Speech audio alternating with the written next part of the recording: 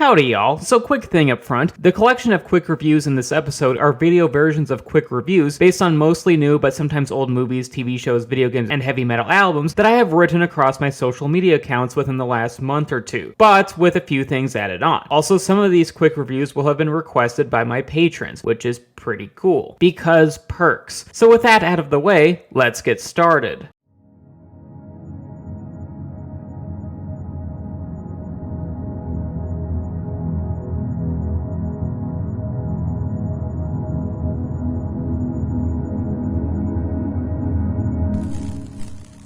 Avatar: The Last Airbender, 2024. This is a better live-action adaptation of the Nickelodeon animated classic than the M. Night Shyamalan version from over a decade ago, but that's not really all saying much, because that is not a high hurdle to clear, because even a middling adaptation of Avatar: The Last Airbender would be better than that shit, as seen by how inconsistent the modern adaptation of Avatar: The Last Airbender is. This new live-action series tries to straddle the line between its animated and kid-marketed origins with darker fantasy storytelling, as well as trying to capture the whole sense of adventure of the animated series, all while having meatier episode times that more befit a drama. If anything, this new series tries to be many things, but it just doesn't always work or do them well. While sure, we can see the characters and narrative elements that we love from the source material, i.e. there are fun character dynamics and the special effects are overall really damn good, but on the whole, Avatar: The Last Airbender 2024 just did not survive the translation from animation to live action. The show is just alright, and when added to other issues like unnatural dialogue and exposition, this version of Avatar: The Last Airbender is a middling experience that this film criticism bender just doesn't really care for. Sad, but true. Ministry, Hopiumforthemasses, 2024. Ministry and its maestro Al Jorgensen might have politics that I really agree with, but unfortunately the music that Ministry has released over the last 7 or 8 years or so has been most disagreeable to my auditory senses, including their most recent LP, Hopiumforthemasses. This album features repetitive choruses that just repeat single words and phrases, tracks that last way too damn long, and way too many sampled quotes from politicians, news anchors, and such, rather than any meaningful lyricism. If anything, these are just songs that are political statements more so than actual music worth listening to, with the only highlight being the opening track BDE, because it is admittedly a thrill to shout big dick energy, but with that caveat out of the way, everything else just kinda sucks.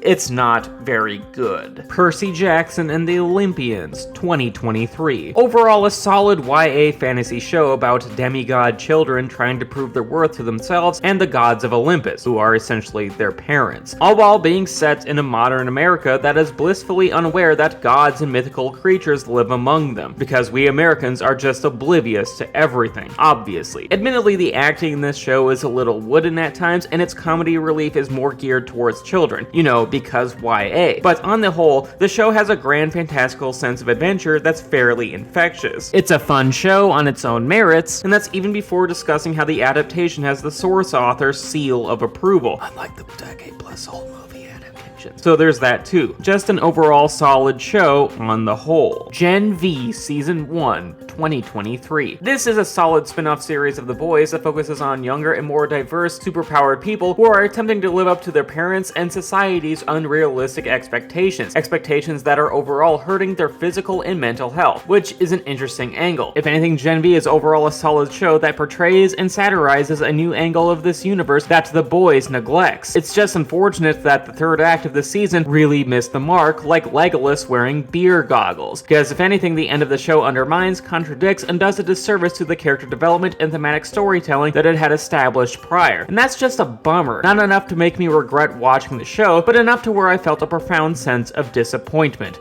What a shame. Judas Priest, Invincible, Shield, 2024. How does Judas Priest still sound this good? I'm being serious here. How can a band that is essentially over 5 decades old not only still release a new album, but one that absolutely fires on all cylinders? Like, what kind of witchcraft is this? This album f***ing slays. Halford's voice still sounds great, the guitar work is exceptional, and the overall package of music reminds all of us why the new wave of British heavy metal was such a big deal to begin with. It's so damn good, even if admittedly the album is on the longer side. But with that said, there aren't really any weak or bad tracks on the album, and some songs have different speeds, so the experience remains solidly paced on the whole. All in all, good shit. Bleak, My Body Is Not Where I Belong, 2024. This EP hits me in the nostalgia cortex. Not only does it capture late 90s and early 2000s alt metal with 100% accuracy, but it also does so in a way that sounds fan-tastic. Like, make no mistake here, this is the type of music that, back in the day, I would have risked the family computer by downloading it off of LimeWire, because it really would have been a risk worth taking. So given that, if you're nostalgic for that place and time in music history and still have not listened to this EP, I can confidently say that you are really missing out, because you will probably love it. It's so damn good. Dune Part 2, 2024. This is a beautifully shot and well put together science fiction epic with larger-than-life performances and a grandiose story with deep thematic storytelling. If anything, it's just a pretty great movie, hands down, though admittedly you do need to see the first part in order to know what's going on here. Like, the movie doesn't waste any time recapping the events of the previous film. It just hits the ground running like Sonic the Hedgehog downing 15 chili dogs. So yes, if you have not seen the first film, you kinda need to watch it for the sake of homework. But even with that critique, Dune Part 2 is a riveting watch. It's visually stunning with believable science fiction action and terrific performances from an all-star cast. It's pretty fantastic. Make sure to catch this one in a theater, because this larger-than-life film deserves a larger-than-life screen. Hazbin Hotel Season 1, a quick review requested by patron Chaos Witch Lizzie. This is a Disney-style animated musical featuring a wholesome princess who sees the best in her people, which, you know, kind of sounds like a Disney princess, but there is a twist. See, she is the daughter of Lucifer, i.e. the devil. Thus, she is the princess of hell, and her subjects, the ones that she wants to redeem and rehabilitate,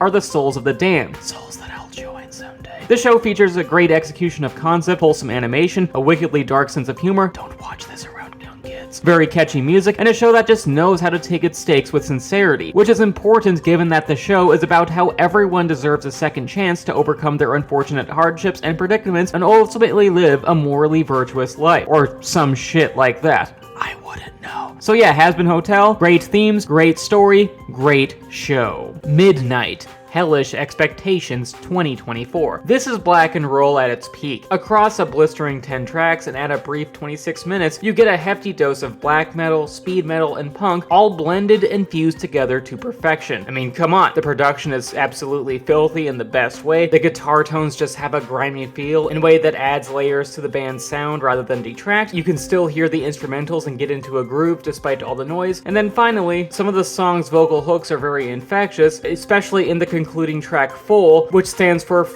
off and live, and that is definitely an energy that motivates me for sure. And for that, this album is really damn good despite its short length. It's a really strong showing here. Love Lies Bleeding 2024. This is a really good thriller and romance that belongs in the upper echelon of queer movie cinema. In fact, in this film, the girl's love story is heartfelt, the movie's 80s setting and synth score is dripping with style and artistic flair, it has a really dark sense of humor, and the movie's plot of how one of the main characters is connected to a criminal investigation is very intense. And for that, I just really like this movie. And add on Kristen Stewart's and Katie O'Brien's romantic chemistry, and you have a very engaging and emotionally effective cinematic experience. Because girls' love stories make everything better, especially if those said women are morally flawed. Because dirtbag gays, I love them. They feel human. This film just has character. And yep, that was the episode. I hope you had as much fun watching it as I had making it. Not really sure how to end this, but I guess I'll see you on the next one. Bye!